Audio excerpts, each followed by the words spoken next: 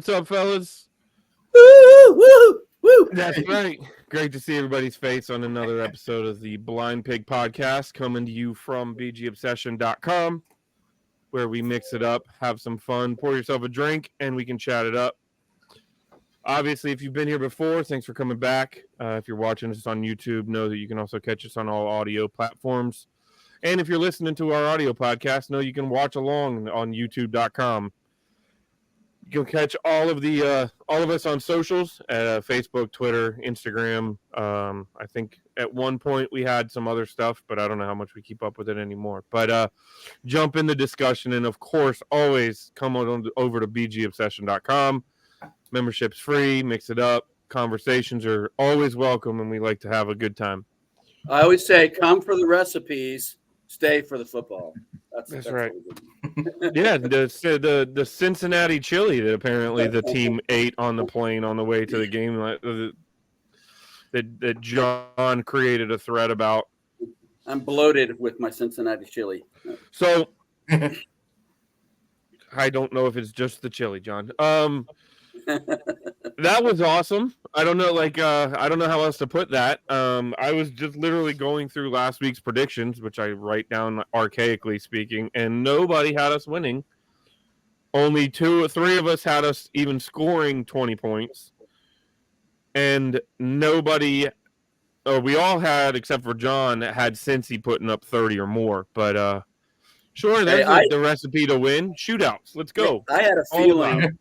I did have that feeling yesterday because I'm doing pretty well in the pick and pull. I'm like, I know nobody else picked Washington, and I just had a feeling. But unlike Cliff Kingsbury, I have no balls. So he's got big balls, but I do not. So I am so happy you brought up Cliff Kingsbury because I shot this across the bow in the chat. I said, I better not hear anything about Cliff Kingsbury's offense. 8 quarters without a punt.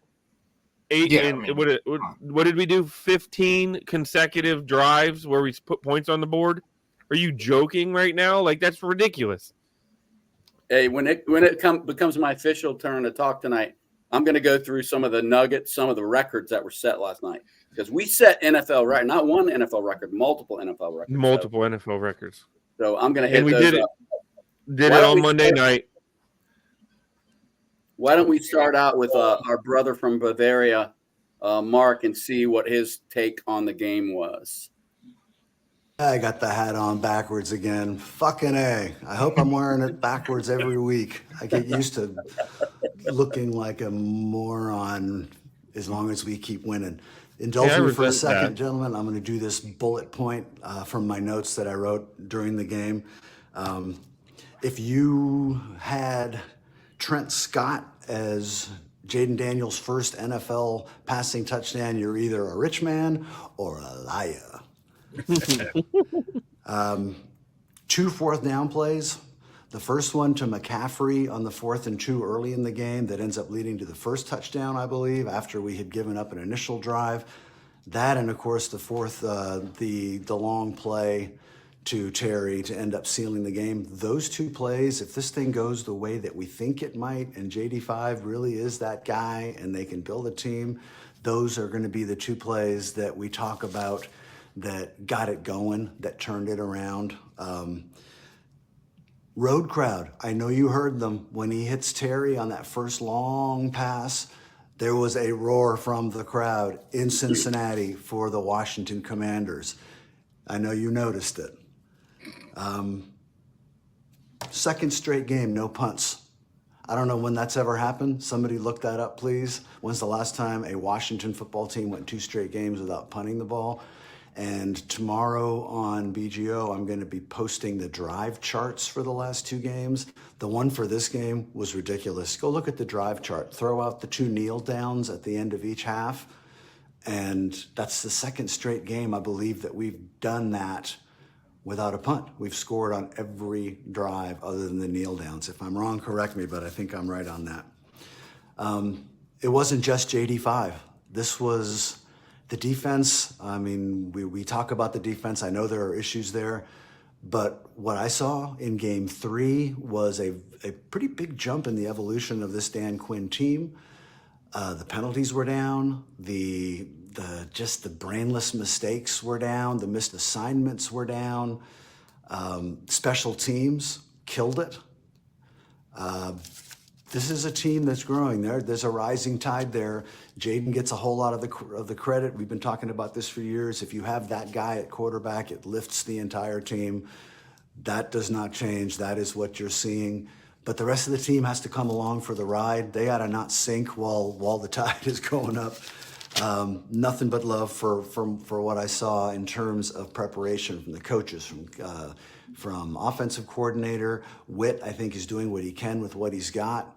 Special teams killing it. And Dan has got this team playing. They're playing their asses off. They went on the road and won in a very difficult circumstance. And I love the hell out of that. I don't want to hear about the no call on the 2-point conversion interference. Yeah, it was interference. For 30 years, I've been watching Washington get jobbed on obvious interference calls that don't get called. I won't go into the litany here. You guys know them all too well. I don't want to hear about it. And oh, by the way, if Terry McLaurin doesn't make a ridiculous challenged catch in that corner of the end zone for the winning touchdown, that was PI also. The guy's hanging on him. It should have been called. It wasn't. Terry doesn't make that call. We may have a different outcome in this game.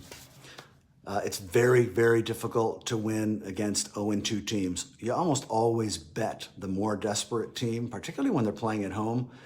9 teams went into this weekend 0-2, desperately needing a win. 6 of them won. 0-2 teams went 6-3. One of those was our game. So, it's a big deal to beat the more desperate team, particularly playing at home. That does not go unnoticed.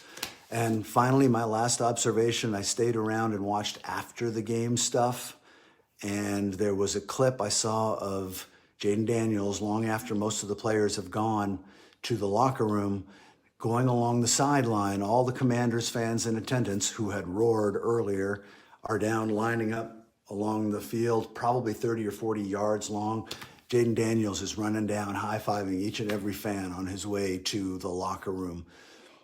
There's something special going on there. Yeah, I saw it. I'm sure some of you guys heard this as well. They had on that Terry play, that crazy catch, not the long bomb, but the late one that Mark was referencing. Next Gen Stats did a likelihood of completion, or for that pass. It was the lowest since they started measuring that measure. It was like 10% chance of that pass being completed. I don't know what all the variables are they look at, but that was the lowest ever. That was one of the special things that happened last night. So that was incredible. I think, if I'm remembering, because I actually used to follow quite a bit of the Next Gen Stats when I had time to actually do it. A lot of what they do is ball placement mixed with coverage, mixed with time to throw, mixed with proximity to boundary. And I think there's one other factor that they kind of added all up to figure out of the likelihood of that pass actually being completed. Because I don't know if you watch that play through from the behind the quarterback, the all 22 view, Daniels got hit like that. The defensive end or the outside linebacker was coming in his face, and he stood tall.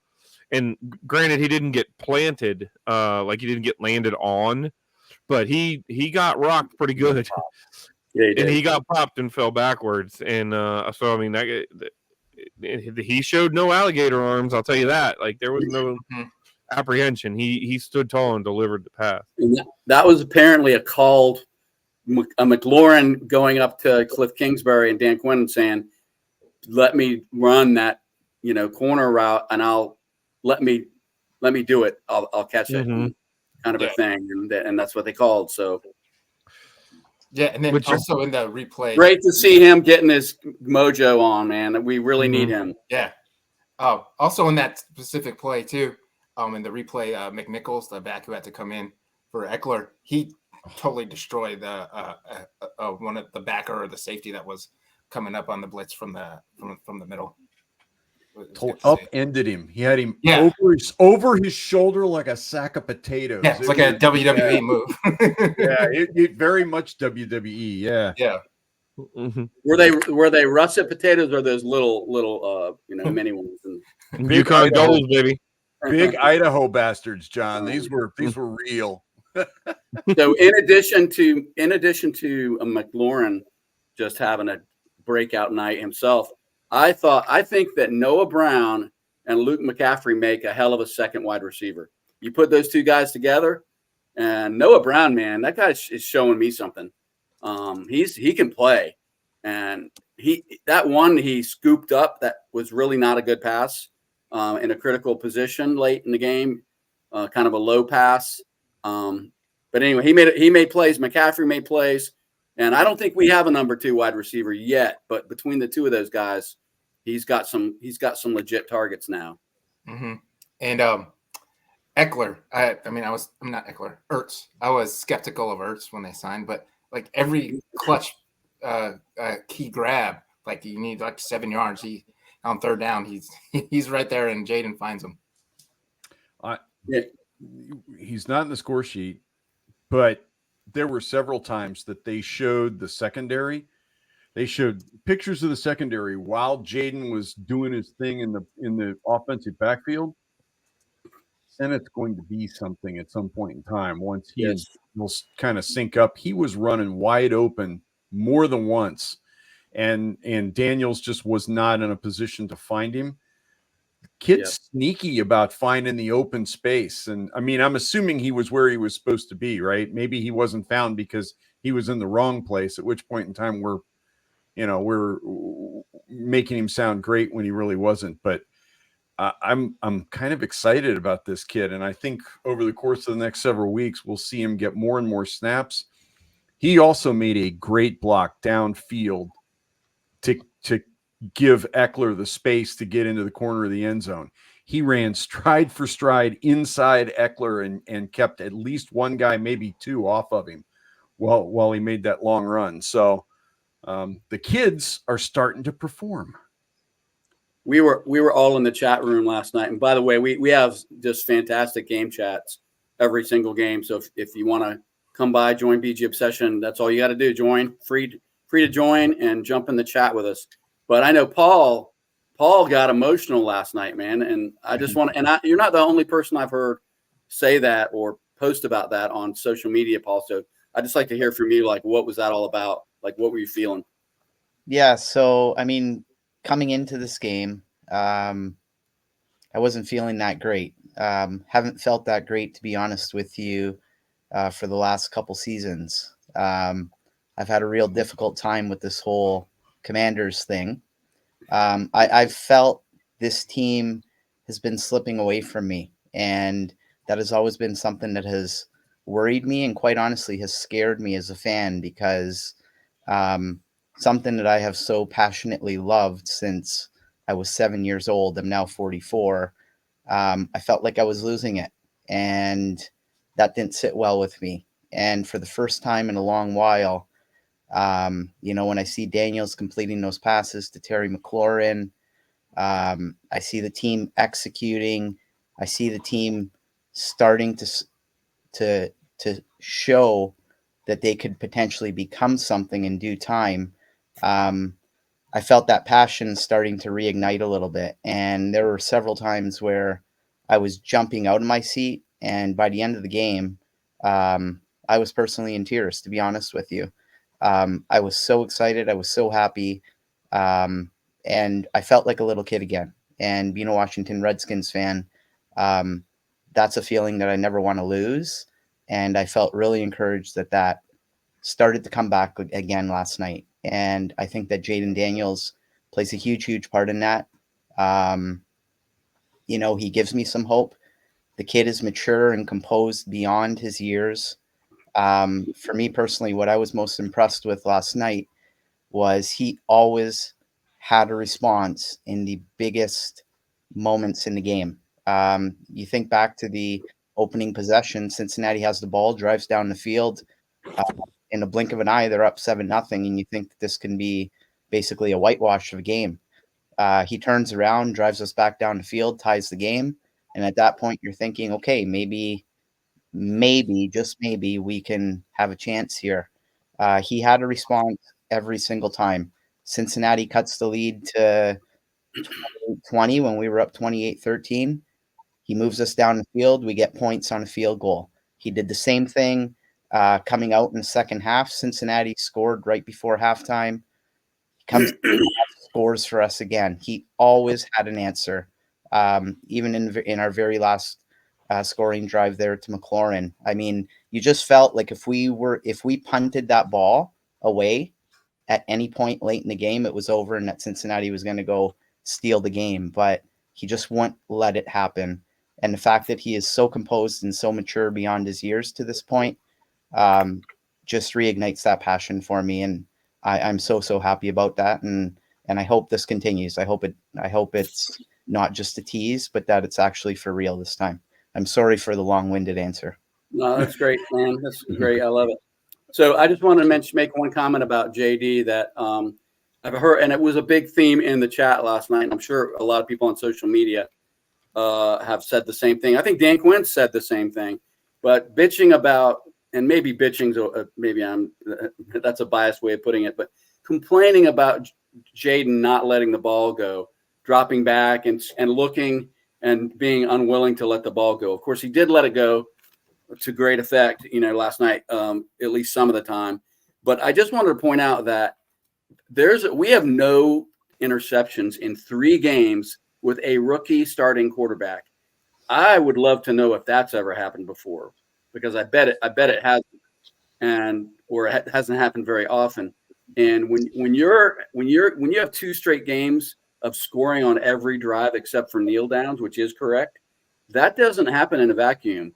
It only happens when you're not throwing stupid picks or forcing balls in on 3rd or 4th down when they're not there. So I just want to say there's a big flip side to that's not the worst problem a quarterback here has ever had, is being a little hesitant to take risks with the ball. And I mean, it's working for us right now.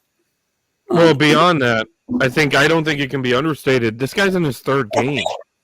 Yeah. This is his 3rd game with this playbook against an NFL defense. Like, to a point, he's not seeing wide open guys because he's still learning what to look for wide open guys, Aikman had a couple-minute blurb, and they were showing some highlight videos early in the game yesterday where there were guys running free. McLaurin breaks free, Ertz is open, Sennett's open, whoever. And Aikman made the comment that he said, there's guys that Kingsbury's just scheming open, and Daniels just isn't seeing them yet.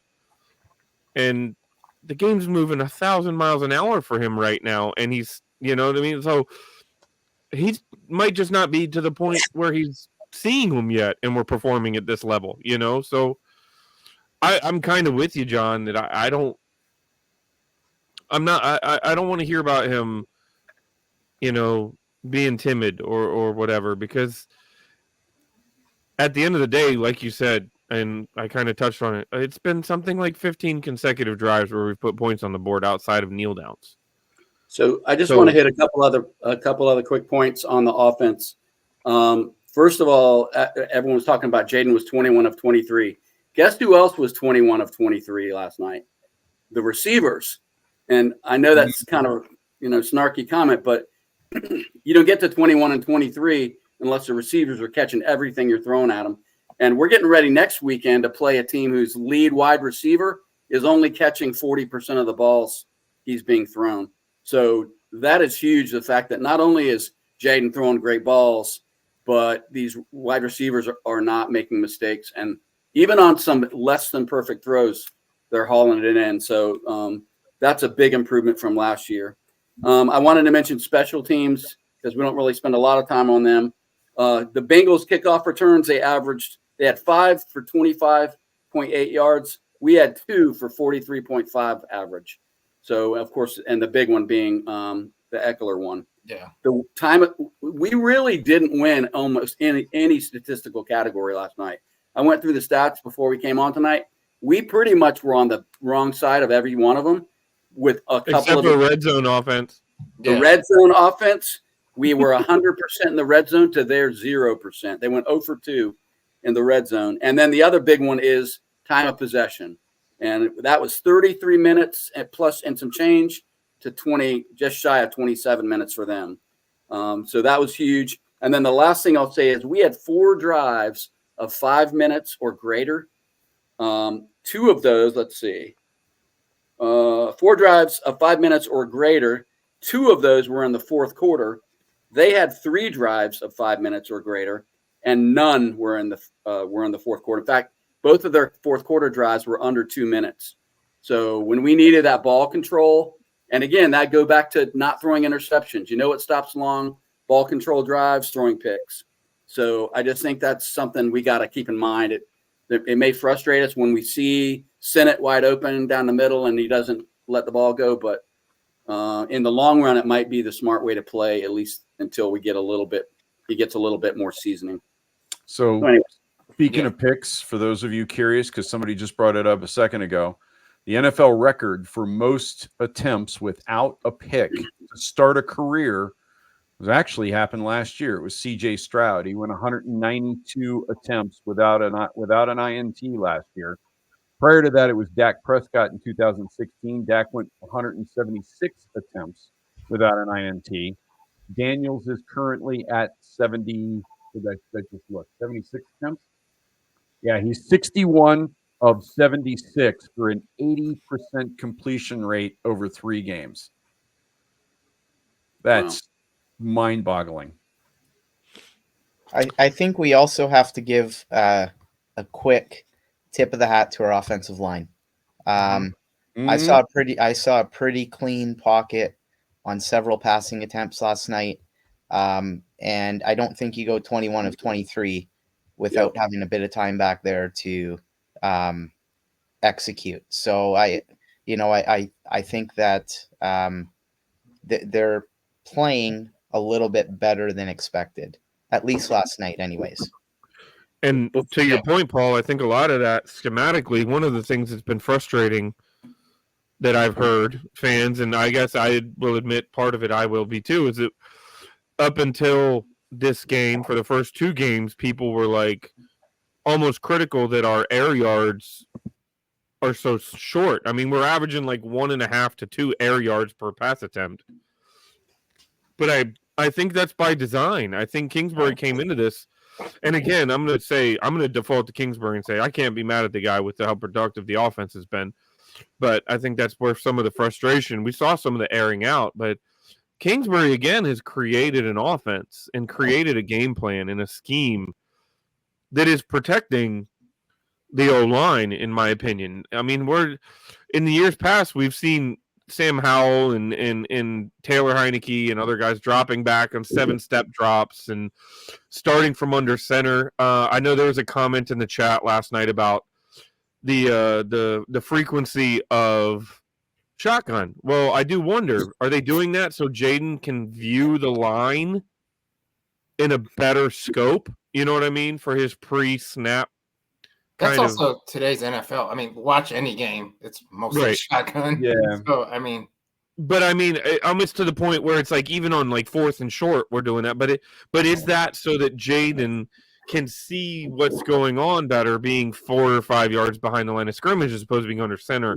And is that all kind of by design? One of the ESPN commentators last night, it wasn't Buck or Aikman, it was one of the studio guys after the fact. It may have been Ryan Clark, talked about the fact that Kingsbury's a shotgun guy. That if you look at his career, he lines his quarterbacks up in the shotgun or the pistol a whole lot more than he does under center. It was Ryan Clark, because Clark, that's actually, he's like, if I have a criticism, it's that I would like to see the quarterback under center more than he is. But that's just a Kingsbury thing. He's like, that's how Kingsbury runs his offense. So I'm not sure that that's the case, Derek. I also don't think that we can underestimate the addition of Tyler Biadasz in the offense. Oh, absolutely. Cosme, and he got a new contract for it, but Cosme played lights out last year. He's playing lights out this year. You add Biotic. So far, I've been fairly impressed with Allegretti, too. We're really not seeing much in the way of pressure up the middle. And it felt like last year, every time we turned around, somebody was in Sam's face, and it was right up the middle. I'm glad you brought up Allegretti because he played really well last night. Yeah. He made the plays. So. Hey, let's take a listen to what Brother Mark has to say about the offensive side of the ball, and then we'll get to defense. Offensively, let's check in on the college offense that Washington is running. Don't look now, ladies and gentlemen, but this is the 5th rated scoring offense. It's 3 weeks. I know. Give me a break. This is the number 5 scoring offense, the number 5 rushing offense in the NFL as of 3 weeks, with a rookie quarterback and a new offensive coordinator. If you had scripted this game, people would have rejected the script because it can't happen this way. Real bullet point on the offense. I think we all noticed early on, Cliff is scheming people open deep. And when Jaden starts to find that stuff down the field and starts to trust his eyes a little bit more and actually throw, 38 was outstanding. It could have been more because they are scheming people open. That's huge. Austin Eckler we need to hope that this guy comes back. If it's not for Jaden Daniels, to me, Eckler is the clear offensive MVP so far. That guy is electric. He's getting it done on teams. He's getting it done offensively. We need him back. McNichols need to step up big time this week. I'm assuming that Eckler's going to miss at least one game as of recording this right now. Something I didn't like, we went back to the delayed handoff at the mesh point there with Daniels, which anybody who watches these podcasts and has heard me open my mouth about this stuff knows how much I hate that delayed handoff where you're looking for your running back to find a hole and go hit it. That might be one thing if you've got a guy like Pacheco in Kansas City who just goes from 0 to 100 in 2 steps. We don't have that guy. So I would like to see us go back to what I thought I was seeing the first couple of weeks, a little bit more creative run game. And that's a big nit to pick, but I'm picking it because I don't want to see that start developing into something. Among the many awesome things that Jaden Daniels did, and I don't remember exactly when it was, but key part of the game, I think it may have been the drive before the final drive, when we are hurrying and there are 2 shots of Jaden Daniels looking at the sideline, getting Cliff to send me the play. He's the one man that was most in control of the situation in that stadium at that point was this 22, 23-year-old kid making his 3rd start on the road in a cauldron around him. And he was cool and he was in command. And you just can't even begin to put a price tag on that. The kid is completing 80% of his passes. He leads the league in completion percentage after 3 games, and he's doing historical stuff, right, that we'll hear all about this week. So the takeaway from the offense this week from this game is, if you had told me that they would take the leap that they did, they cleaned things up. There were no penalties that caused too much harm. They converted, 5 of 9 third downs and 3 of 3 on 4th downs. The quarterback is the rising tide, right? That raises all ships. He lifted the offense. He lifts everything around him, and he can even outscore teams who put 33 up on you and you still win and you feel like you control the game. That's something special going on offensively. Keep it going for another week, gents. So I wanted to mention 2 things about Eckler since Mark brought him up and we talked about him a little bit earlier. Eckler passed Frank Gore for 24th all time in receiving yards by a running back last night. He's the only undrafted running back in NFL history that has broken 4,000 yards receiving, the only one. And he's only the 2nd running back in history to have 70 or more career touchdowns. So we literally broke some or set some NFL records last night, in addition to what we've already talked about with Jaden. Well, you guys want to talk about the defensive effort? Long pregnant pause. Yeah. I'm gonna be honest with you. I'm actually not as excited negatively about the defense because, again, I still think that we're still early in this thing. The throw we've come up against in the first 3 weeks. We've faced legitimately 3 top 10 receivers at this point in the league, and 2 top 5 receivers. Right? I think you could argue Neighbors is going to be legit. Right? He's going to be a guy. He's a dude. He's going to be a professional. He's going to be in the conversations every season as an All-Pro, or at least for now. Evan, the throw to Chase was just perfect. If you had perfect coverage, I don't know if you make a defense on that ball for the touchdown. There's some leakage, obviously, but there was also some plays. I made the joke in the chat. Bend but don't break works as long as you don't break. Mm-hmm. And there at the end of the game, things got a little closer than we would have liked.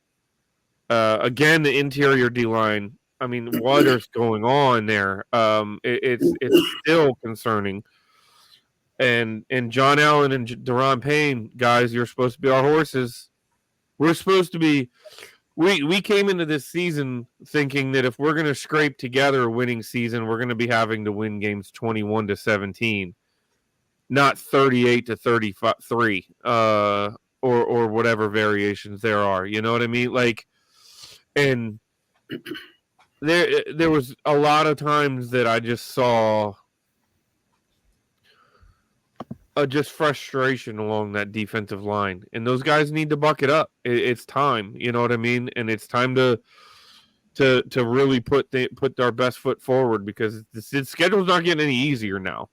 You know what I mean? We're going into some tough games, including the one we're going to talk about, where there's some offense, and not only offense, but the quarterback that can embarrass the living hell out of you if you're not careful.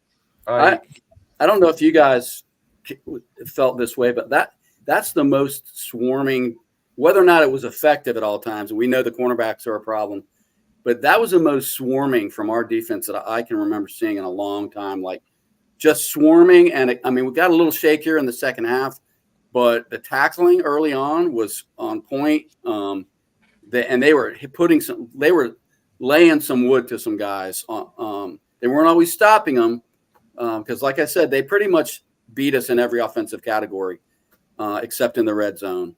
But I felt like the effort was there, and I even felt like in the defensive backfield. I don't know if you guys noticed, but in the second half, they just started pushing the safeties out, basically to help cover the guys the cornerbacks couldn't cover on their own. And I just got, and finally, Troy Aikman actually said the same damn thing I said in chat. I don't know if that makes him stupid or me smart, but they're going to get burnt. He said they're pushing those safeties out in support on the edge, and they're leaving guys wide open in the middle. So I don't know why Joe Burrow didn't take advantage of that, because it was definitely there. But I mean, my thing is, you know what? At least we plugged the holes a little bit, and we didn't have their top wide receiver Chase go for 4 or 5 touchdowns. Because I know after that first one, I was thinking, oh my God, we're gonna see that same play like 4 or 5 more times. I feel like we're beginning to see patterns after 3 weeks, and with a lot of field behind these guys, I worry about this defense. But the closer the opposition gets to their own end zone, the less I worry. We don't have a lot of speed in the defensive secondary. So guys like Jamar Chase and T. Higgins scare the bejesus out of me when you're operating between the 30s. Mm-hmm. But once you get inside the red zone, that speed doesn't mean nearly as much. It is a whole lot more congested. You can't get behind a guy in 3 seconds. You don't have 3 seconds. And I will trade touchdowns for field goals with other teams in this league all season long. I'm thrilled with that trade-off. We did it last week. New York had some red zone problems. Most of their scores came from outside the red zone, if I remember correctly. All of Cincinnati's scores came from outside the red zone. They kicked field goals inside the red zone. And I don't know. Don't get me wrong. I'm not happy. We talked about Allen and Payne, and I really felt like the core of the defense, the center, Allen, Payne, with a guy like Wagner stacked behind them, that you just were not going to be able to run up the middle. Teams are having way too much success up the middle, not just between the tackles, between the guards. We're having way too much success between the guards as far as I'm concerned. I would like to see something there.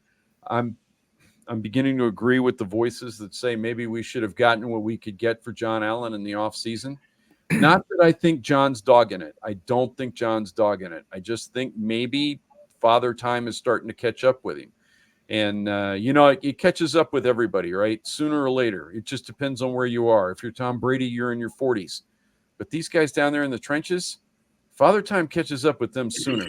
John's been pushing on big dudes since he was in junior high school. And he's had 95% of the snaps. Right. In the fourth season. Yeah. So, I'm just beginning to wonder if maybe there's not enough left in the tank to do what we would like to see our defensive tackles do. I can't explain it with Daron Payne, but there you go. Paul, anyone jump out at you on the defensive side of the ball last night? Not any player in particular, personally, but I was just going to add on to something that you were mentioning, John, in trying to find a few positives about the defense. I concur and agree with you in the sense that I think that it was the first sign of an identity being created on defense. As you mentioned, there were guys hitting, there was guys being physical. That element of violence seemed to creep into the equation last night. And while it wasn't pretty on the scoreboard or on the stat sheet, I think long term that might be able to pay some dividends down the road. For me, the biggest and most concerning part defensively was how bad we were on first down. I thought that Cincinnati was able to do whatever they wanted to on first down. There were a lot of huge chunk plays on first down, just setting them up for success later on in the drive type thing. So we really, really need to tighten up in terms of that first down defense, in my opinion. Yeah, I think you're right about that. And just to add on to the John Allen thing that you were talking about, Bob, I don't know if I'm reading too much into this, but I don't know how many of you saw that clip that the Commanders put out where Dan Quinn was addressing the team in the locker room. Did you notice where John Allen was standing in that picture? No. He was off into the shadows, whereas last season I remember him, or even in previous seasons, he's right at the center of attention there, right in the mix. He seems to be lost in the shuffle. I feel like he's losing a little bit of that leadership aspect on this team. I don't know what your thoughts are on that. Well, let me just say, if Bobby Wagner and Austin Eckler walk into about 75% of the locker rooms in this league, the previous leaders are probably not going to be the resounding voices anymore. Maybe that's what is working against them a little bit. I hope I didn't come across totally negative with the defense, because I like I said, I think we kind of are where I kind of expected us to be. I thought we were going to be in a shootout. I said that last week on the chat, or on the podcast, that it was going to be similar to Tampa Bay, because we were going up against another premier wide receiver. We aren't. We're not doing that as much yet this coming week, but it looks like Harrison is coming into his own. At least he has over the last 5 quarters. So you do wonder. But beyond that, there's no T. Higgins. there's not going to be a secondary and tertiary option the same way there was. And then you look at the rest of the schedule. So I personally don't think we can even really draw a conclusion on this defense until at least halfway through the season, because there's so much more that's going to have to happen, with as much as just John Allen getting a feel for Bobby Wagner, getting a feel for Jeremy Chin, so that they know, that sixth sense behind them about one of the biggest reasons the Legion of Doom was so good when Quinn was there and numerous people was that they knew each other so well. They knew what they were going to do without even, they were communicating borderline telepathically. So one guy, guys knew what they were doing. So a lot of the defenses that I think are that much better in the current NFL, where everything is geared towards the offense, everything is geared towards the passing game being successful, are defenses where guys are overwhelmingly familiar with each other in the scheme. And so I don't think we're seeing now what this defense is going to be at the end of the year.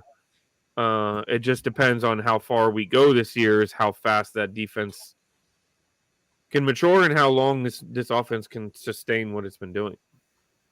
Let's hear what Brother Mark has to say about the defense, and then we're going to move on because we've got a big game coming up in less than a week. Defensively, my overall impression is that we're kind of seeing what we're going to see this year from this team, at least until maybe hopefully with repetition, they'll start to learn each other's tendencies a little bit better and cover for the deficiencies. But the deficiencies are pretty clear, right? You've got a team that doesn't really pressure the passer very well. They're not scheming. They're not sending a lot of bodies because they can't cover in the back and you can't expose the secondary that way. And they don't get pressure from the down linemen. I don't think that's going to magically get better. We don't have the horses. So we need to continue to, and I think we're going to see us continue to try to play games like we did last night, where you're just kind of making teams. It's the old bend and hopefully don't break thing, right? Where you can let them move the ball down the field, but in the red zone, you tighten it up and you force a team to make long, extended drives without making mistakes. Last night, even against a Joe Burrow, who he's not quite the Joe Burrow I remember. He's not quite all the way back yet, but he's still a hell of a quarterback. Missed some throws down in the red zone that could easily have turned a couple of those field goals into touchdowns. I think we all saw them. So it worked. And when you're forcing the other team to throw and you can make them one-dimensional like we did last night because they couldn't stop our offense, I think we're seeing what we're going to see. And week after week, it's going to be a matter of, can we force some mistakes? Can we force a few punts and field goal attempts rather than give up touchdowns? That's a winning formula if you're able to score 30 plus a game. The things that two major bullets on this one for me, I'm seriously disappointed in Jonathan Allen and Daron Payne that we have not been able to get these guys producing. And I wish I knew enough and could break down enough film to tell you that the scheme, that they're doing what they're being asked to do.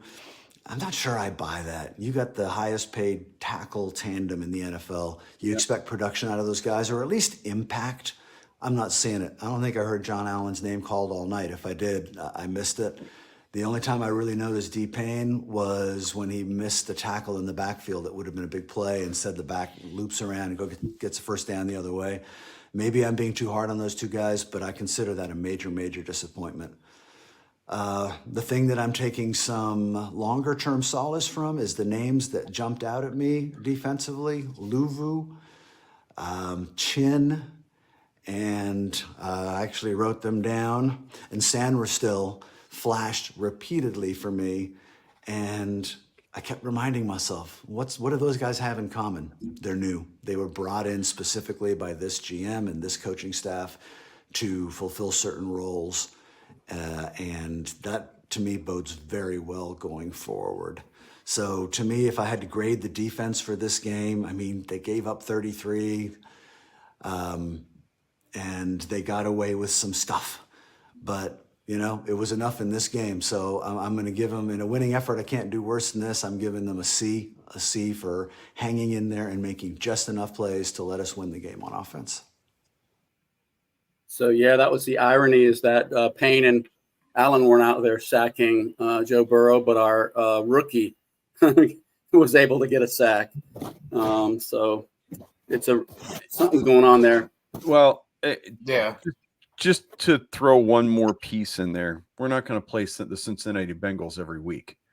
We are not going to play a team with a former number 1 draft pick, Heisman Trophy winner under center. We're not playing a team with Jamar Chase and T. Higgins, arguably 2 number 1 wide receivers every week. And when you look at it that way, we didn't do too shabby last night. Yeah. So, boys, we're in Arizona. The team actually, ironically, flew to Arizona last night, straight from Cincinnati, and they're going to spend the entire week in Arizona. John Allen was on with the Junkies this morning, and I think he said that they actually touched down somewhere around 2:30 in the morning, Arizona time. So I'm assuming because they won that they were off today to recover. But it looks like, and this is interesting because it's not like Cincinnati's a long flight from Washington. It's not like we were already on the West Coast, but you wonder if Dan Quinn is just like looking at this momentum and wanting to give like almost an extended training camp vibe, like, you know, when you go off site and now celebrating a win. Ironic, not that obviously he planned it, but now they're going to be celebrating a win, you know, together with no distractions. They're literally just going to be hotel, practice, meetings, go, you know what I mean? So you wonder, I wonder, could it be vibes? Could it be a good thing? I'm curious. It's going to be interesting to see how they respond to that. But And Jaden's going to be in familiar digs, apparently, because they're practicing at Arizona State this week. Yeah, where he started out his college career. I forget which analyst was, but they were saying like a lot of teams prefer to do that, but it's so expensive with travel and just like staying at the place that a lot of teams don't do it. So I think that's a good sign that Harris, you know, just wants to do whatever coach and Peters recommend for the team, and just saying, yeah, that's what you want to do. Well, I'll provide you the resources. So I think that's another good sign of the changing tide we have here. So Arizona has had a little bit of a rough start. You know, they took Buffalo all the way to the end of the game, but lost in Buffalo. So I mean, they acquitted themselves well in that game. Just couldn't match them. So they lost that one. They did beat the Rams at home, just crushed the Rams 41-10, and then they lost this past weekend to Detroit, which is a tough draw. In Arizona by a touchdown. So it's they're a little bit hard to kind of tell, you know, who are they, at least so far. They have a better offense than they do a defense, and they have a better rushing offense than they do a passing offense, at least. And of course, some of that is the 168 yards from Kyler Murray on the ground that he's racked up. So that skews it a little bit, but that's what I was going to say, because if you look, he's averaging almost as many yards per game as James Conner, their starting running back. Yeah, that's right. And really, Conner, they don't have much behind Conner either. One thing I wanted to bring up. DeMarcado was supposed to be a game-breaking type. He's had one big run of 41 but he's only got 53 total yards on 4 carries. So his other 3 carries are basically nothing. Mm-hmm. So you were talking about Marvin Harrison Jr., and he was the guy that I was referencing as only catching 41% of his balls so far. 22. So I mean, he's still their top receiver. He's got close to 200 yards and 3 touchdowns. They got Michael Wilson, who is catching almost twice that. He's catching 70% of his balls. And then their top tight end is Trey McBride. He's got 14 catches for 122 yards. They've been really good in the red zone. That's probably been the biggest, 66.7% in the red zone. They've had 6 red zone touchdowns on 9 attempts. So we got to keep them out of the red zone, I guess would be the moral of that story. Yeah, Kyler Murray started off this season with a bang. He's completing almost 70% of his passes through 3 games, 635 yards. That's 211 per game. He's got 5 touchdowns to 1 interception. He has been sacked 6 times, but you wonder how many of those, because I haven't watched him close enough, but how many of those are like the Jaden Daniels sack where he escaped a big loss and just ran out of bounds 2 yards before the line of scrimmage. It goes down as a sack, but in reality, it could have been a lot worse. But his quarterback rating through 3 games is 104.6. I mean, that's back through 3 games. He's back to where he was back early on, at least statistically speaking, when he was in the MVP conversations early in his career. So, I think we're going to need to focus on containing Murray and containing the big play against Harrison. If you do that, I don't think that you obviously you've got other NFL players to worry about, but I think that's going to have to be the game plan. So don't let Murray be a running back. I think the wild card in this whole game is Cliff Kingsbury, man, because Cliff Kingsbury knows everything there is to know about Kyler Murray. He knows he made Kyler Murray. I mean, I don't think Kyler Murray's the quarterback he is if he doesn't spend his first 3 seasons with Cliff Kingsbury. And so, I mean, I suspect that Kingsbury's going to be in there at the blackboard showing Joe Witt Jr. the way to scheme up against Kyler Murray and that offense. So just something to think about. They've got a good place kicker, Matt Prater. He hasn't missed one this year, but he has only 1 attempt at 50 yards. He's kind of like our guy. He's only had 1 attempt. By the way, beyond 50 yards. By the way, Siebert, man, we got to mention him. Good Lord, man, what a pressure guy he's been for us. Yeah, I was really having palpitations in the second half where we needed to score. You know, the one drive where we just had to get something. I think it was that when they had pulled within 8 or whatever, and he just goes out there and puts it right down the middle again. But I was having palpitations of Redskins screw ups, throughout history, flooding into my memory bank. So, but he's really been a nice surprise for us. Yeah, he's been playing well. And then, as a side note, his kickoffs, he doesn't blast them through the end zone, so the other team's allowed to receive it. But then, our special teams, that was a big takeaway I saw from this game. We just lighten up whoever the returner is on the other team. Yeah, Jeremy Reeves and all those guys are going. Yeah, we're doing well. Yeah, I mean, special teams might be it's hard to say they're the best unit on the team, but I think they've consistently been the best unit on the team through all 3 games. If you look at them as a whole. I don't want to look too far ahead, so I'm not going to go asking us to predict the rest of the season. But this is, interestingly enough, I don't think we are where we thought we would be the way we would get here. You know what I mean? Arizona, we were coming into this season probably looking at Arizona like it was one of the more winnable games.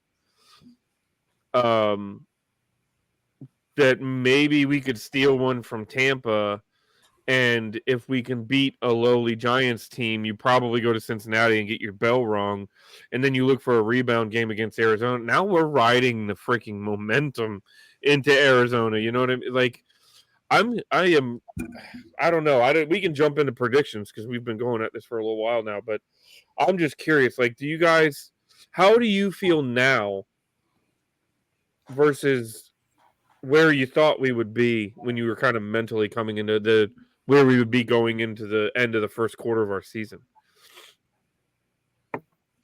I feel like we stole one from Cincinnati.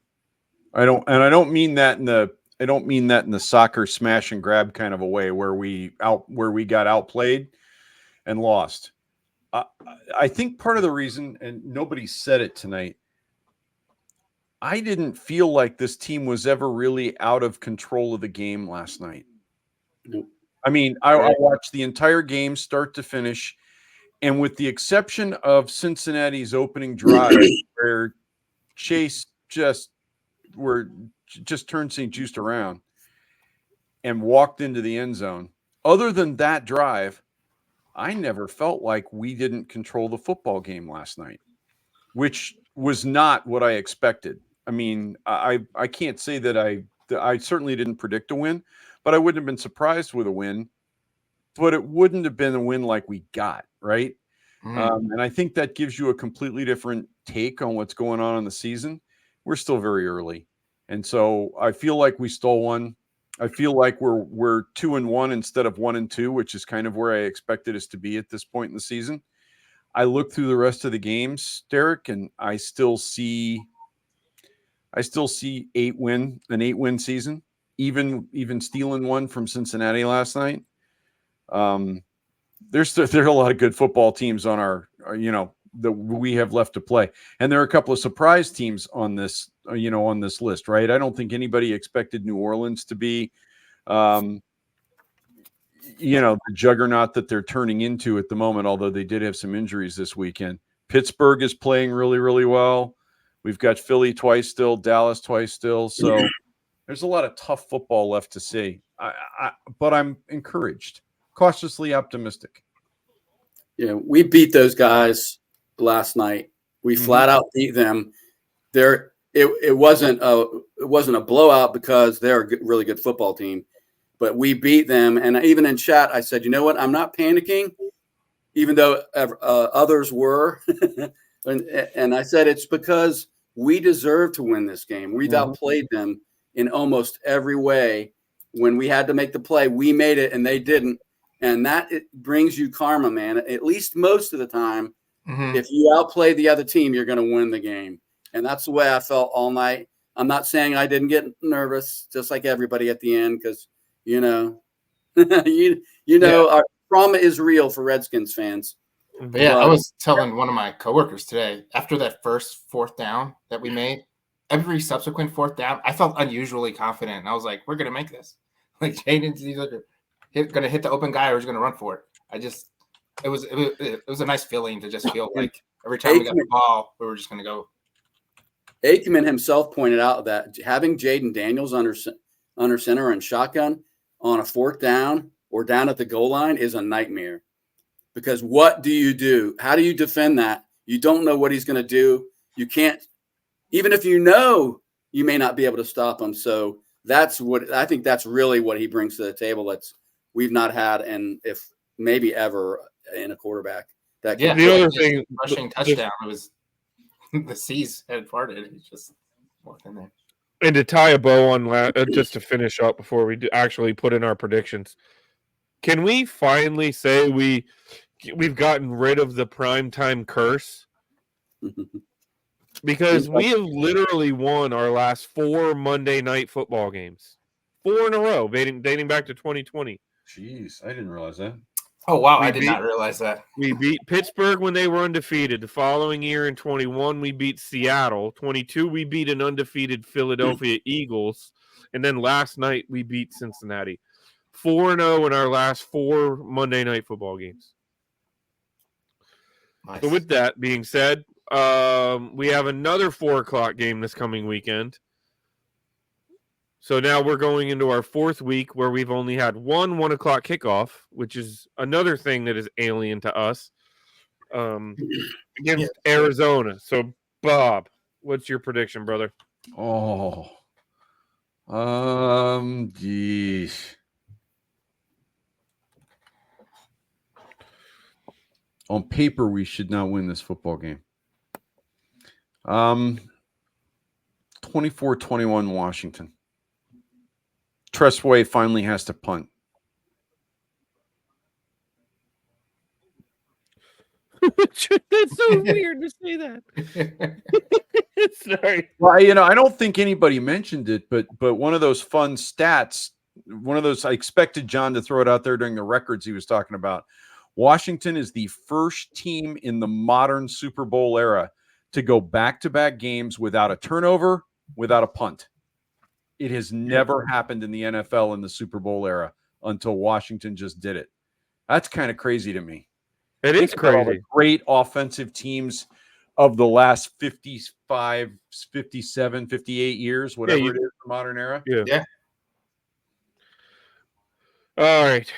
I am emotionally. I think that if we play like we did last night, I don't see how offensively. I don't see how Arizona beats us. Because we're talking about shootout style, just bananas football. I just don't. I'm going to withhold my excitement that we can duplicate it. I think we end up losing a shootout. I'm going to say I shouldn't take them. I'm going to say Arizona ends up pulling it off, and it's going to be a screamer. It's going to be something like 31-27. I think the offense is still there. I think the offense continues to click a good bit. But I just wonder, like I hate to say it, but you wonder when the offense is going to turn back into a pumpkin a little bit. You know what I mean? I'm worried about losing Eckler. That too. Mark alluded to it. I just saw a news thing. Eckler went home to Virginia, so he did not travel with the team. Correct. He's in He did not go to Arizona. protocol at home, not in Arizona. Tony, what do you got, brother?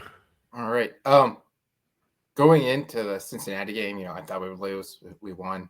And so then I thought, it would be like a two-step loss, like we lose the Bengals and lose to this. But then after watching these two offensive performances, I think we will punt at some point in this game.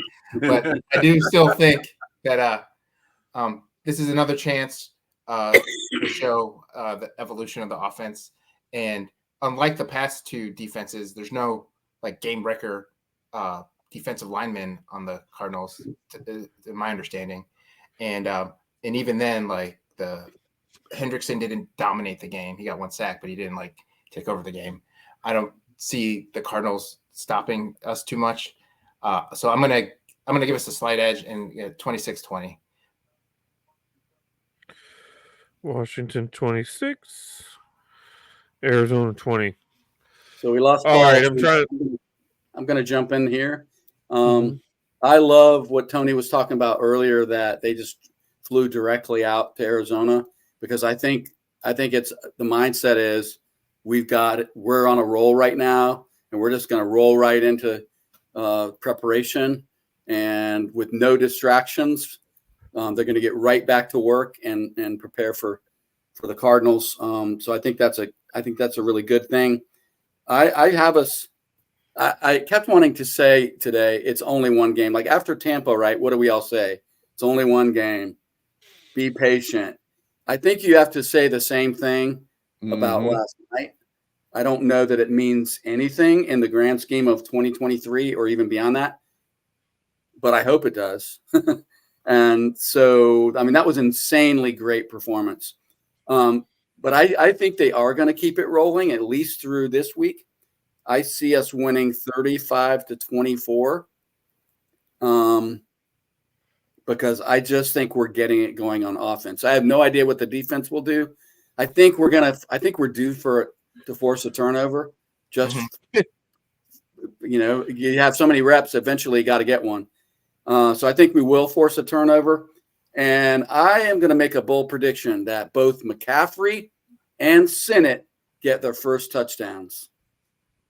Wow. Senate doesn't have an official target on the list yet. You know that, right? Yeah, but I know that Cliff Kingsbury is going to be beating him over the head because he missed him for what was probably going to be a touchdown reception right up or wide open. He just was moving. I guess he couldn't see him. I don't know what happened, but so I think he's going to try to make up for that one. Well, the other thing is, didn't Luke have a catch right near the goal line? Yeah. The catch he took to the That goal if he had line, just gone a little deeper in his route, it likely would have been a touchdown. If I'm remembering correctly. That was a good game for him. So hopefully we'll take it one more step against the Cardinals. Let's get Mark's prediction in, and then we'll wrap up. Can't remember ever being more happy to be wrong about a prediction. The only thing I got remotely right last week was calling for Burrow to throw for 300 plus and 3 touchdowns, which he in fact did. but I'd be lying if I say I saw JD5 and the Commanders' offense coming and making the leap that they did. So my prediction, I'm trying to decide if I'm confident enough in what I saw from the offense to predict a win this week. So I guess I'll try to talk myself into it. The problem I see with this one is that Kyler Murray is going to turn this into a complete playground game.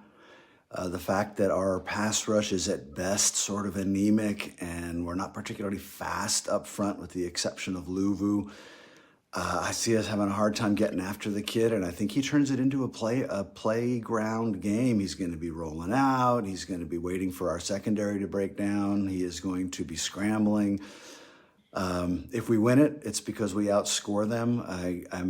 I'm not seeing us getting 38 again. I mean, we could, but you can't expect 38 every week. I can see us getting 30, but I can also see them getting 30. So I'm feeling too good not to, right? I'm going to double down on it. We shocked the world here again on the road against what's going to be a pretty desperate team.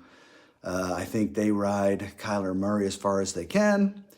End of the day, I think Jaden makes a couple of plays, and the magic keeps on rolling for another week. Washington 31, Arizona 28.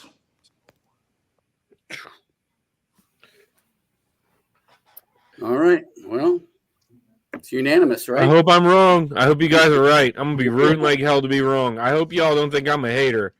No, I'm just trying no. because this is now 3 out of 4 weeks I've picked against us. Well, But it's tough to come off a game like last night and put another performance up, right? I mean, that's not a ridiculous prediction. It's hard. It's really hard to go out there and have probably the best game in the last 5 or 6 years, at least, and then do it again on the road. That's tough, no matter who you're playing. Well, Brother Paul fell off. He just posted back in our thread. In the event that I can't get back on stage, I'll leave a prediction. And the Cards have played 3 really tough opponents this far: Buffalo, LA Rams, and Detroit. They have been battle tested early. They gave Buffalo all they could handle on the road, losing only by 6.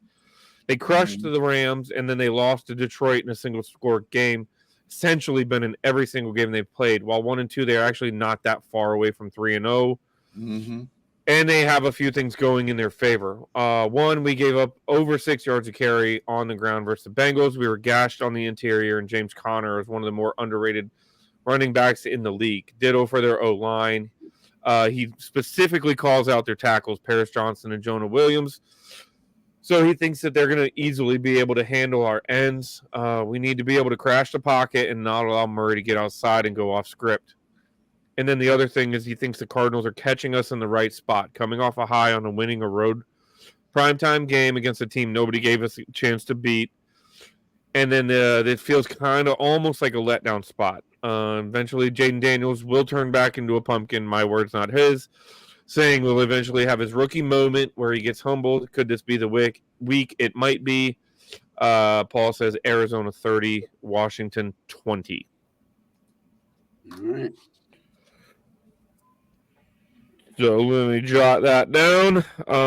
Any final notes from you guys? Anything else that you guys are looking for this weekend?